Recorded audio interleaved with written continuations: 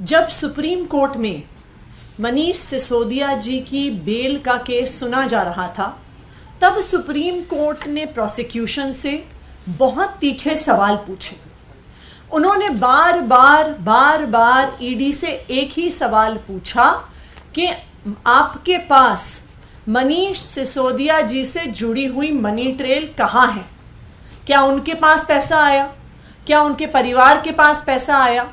क्या उनके किसी परिवार के या उनसे किसी जुड़ी हुई कंपनी के पास पैसा आया?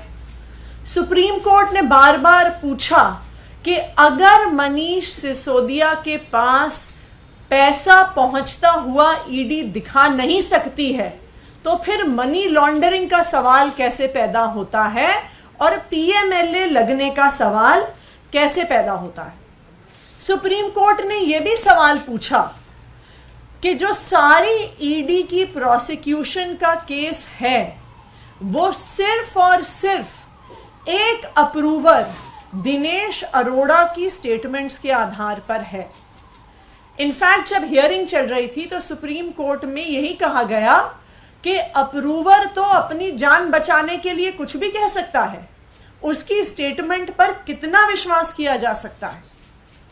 जो तीसरी चीज सुप्रीम कोर्ट ने उठाई, उन्होंने स्पष्ट तौर से बार बार ऑब्जर्व किया कि पॉलिसी मेकिंग कोर्ट के परव्यू में नहीं आती है।